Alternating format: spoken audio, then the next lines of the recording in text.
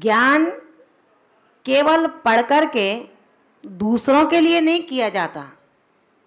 ज्ञानी आत्मा जो रत्नत्रय मोक्ष मार्ग पर बढ़ रही हो, आचार्य भगवंत कहते हैं कि वो ज्ञानी आत्मा उन सिद्धांतों के परिप्रेक्ष्य में अपने ज्ञान को इतना परिमार्जित करता है कि उस ज्ञान के परिमार्जन से उसका दुराचरण भी सदाचरण में परिवर्तित होता चला जाता है।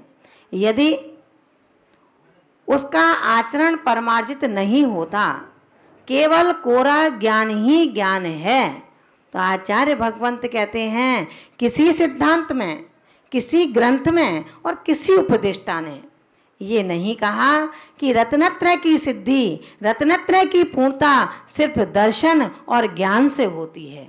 किसी आचार्य ने और तीर्थंकर ने अपनी दिव्य देशना में नहीं कहा कि रत्नत्रय की सिद्धता सिर्फ दर्शन और चारित्र से होती है।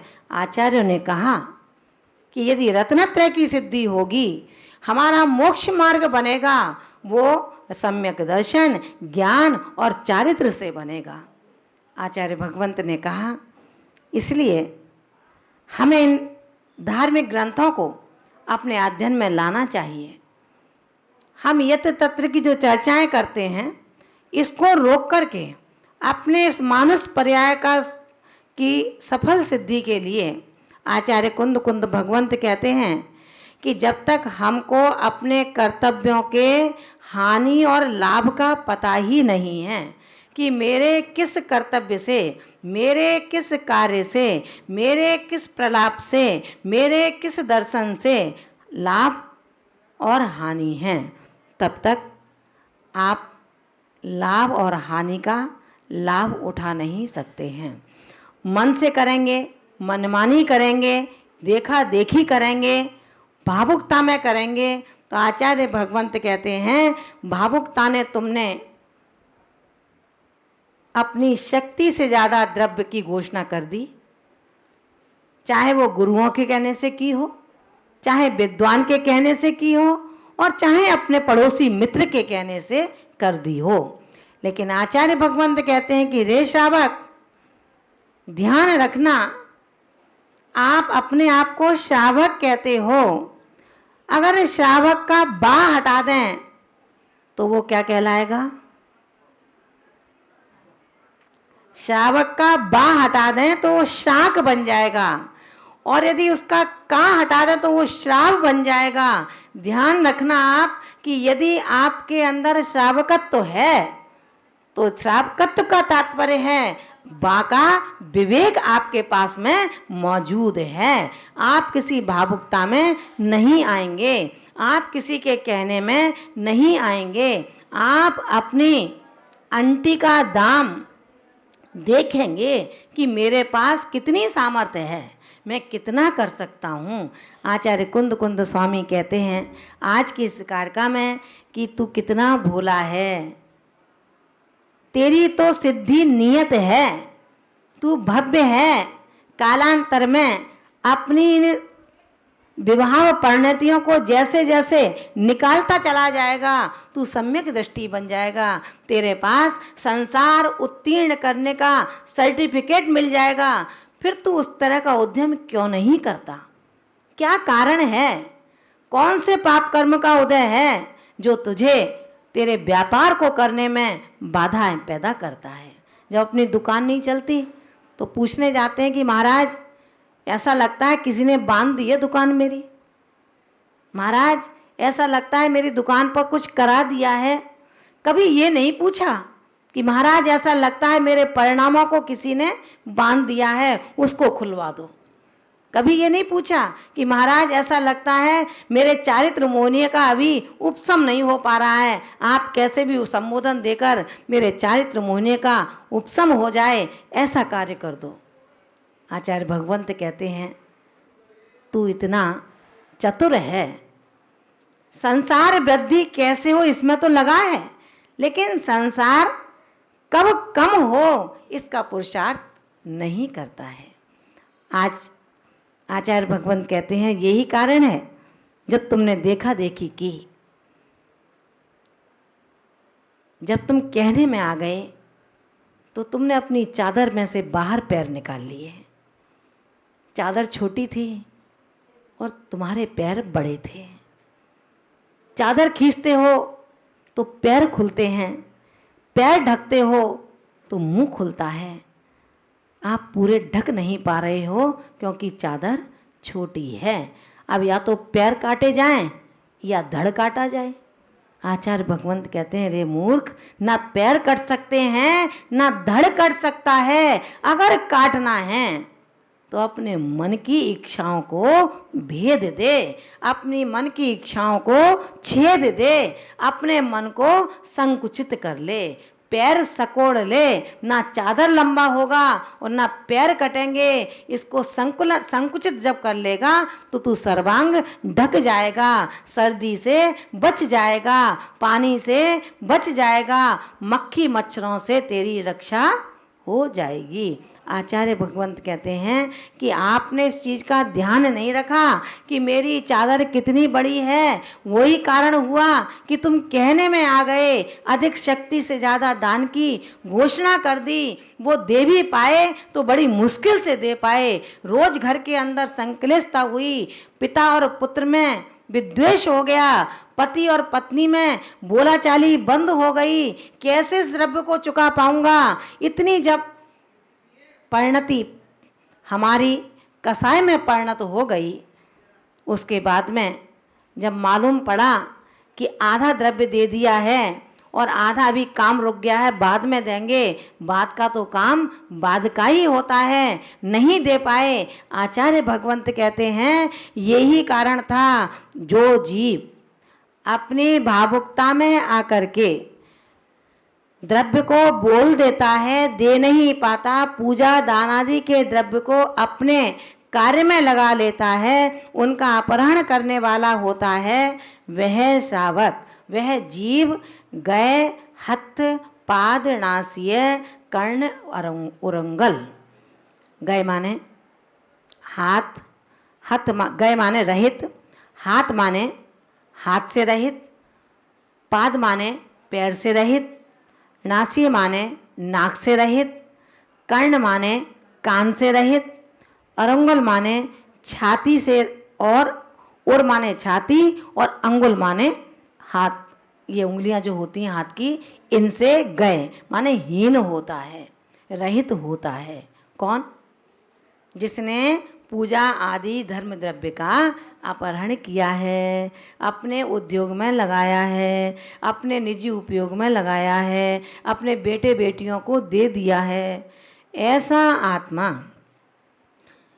हाथ पैर नाक कान छाती और अंगुल से गए माने हीन होता है, और विहीन दिट्ठिय, दृष्टि से विहीन होता है, यानी कि अंधा होता है। समझ में आ रहा है? पूछने की जरूरत नहीं है कि मुझे सुनाई क्यों नहीं दे रहा है। जिसने कम, क्योंकि यहाँ तो कहा है जितना कसाय परिणति, जितना मायाचार, जितनी ईर्ष्या, जितनी लोभ की प्रवृत्ति होगी, उतने उतने अंशों में कर्म की स्थिति बंधती चली जाती है। अगर ज़्यादा होगा तो आपने सुना होगा बच्चे ना देख पाते हैं जन्म से ही, और ना बोल पाते हैं और ना सुन पाते हैं। ऐसा भी देखा होगा, कुछ ऐसे छोटी उम्र में ही जिनकी आंखें कमज़ोर हो गई, दिखाई नहीं दे रहा है। कुछ ऐसे होते हैं कान से सुन ही नहीं पा रहे हैं। आचार्य भगवंत कहते हैं सो तिब्ब दुख मूलो, ऐसा जीव, तिब्ब माने तीव्र, दुख माने दुखों को, के मूल माने उसकी जड़ को प्राप्त हो जाता है। समझ में आ गया? धर्म द्रव्य का अपहरण हमारे एक सुंदर जीवन को, हमारी पुण्य पर्याय को भी माटी में मिला देता है। कहाँ तो जन्म हुआ था तो जश्न मनाया गया था, मेरे बेटे का जन्म हुआ है, लेकिन ऐसा बेटा जो ना देख सकता है, ना सुन सकता है, ना चल सकता है, ना हाथ उसके हैं, ना कान उसके हैं, और जैसे ही गर्भ में आया पिता का अवसान हो जाता है, जैसे ही जन्म हुआ माँ चली जाती है, करोड़ों का परिवार आज एक जून की रोटी के लिए मोहताज हो जाता है।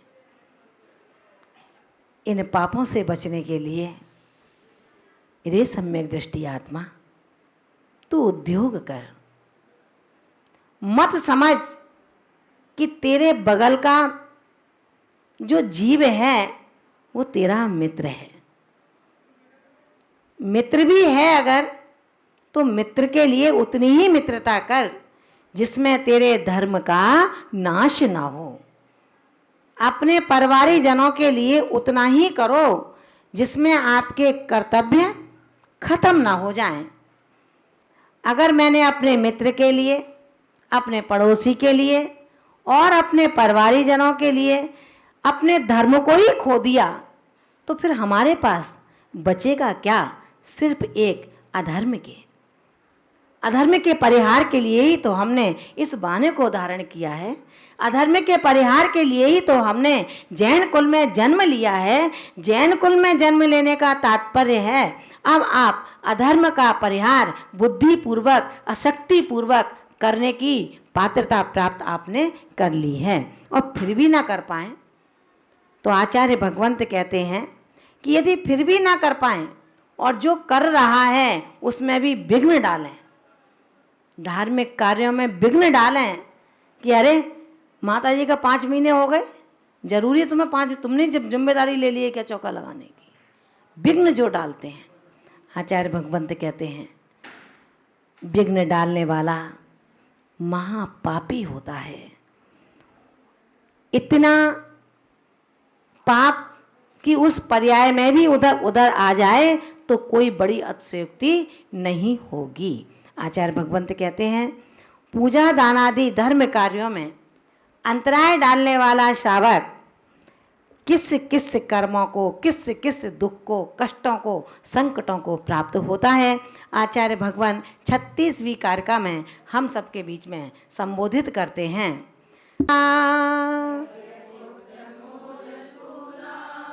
लूय भयंदर जलोदर रखी सिरो,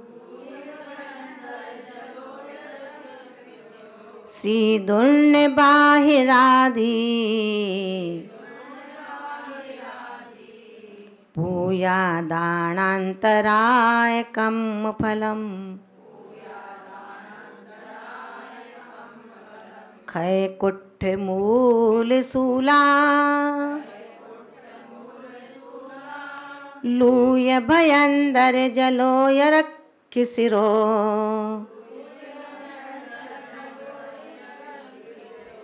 सीदुर्न बाहिरादी, पूया दानंतराय कम फलम।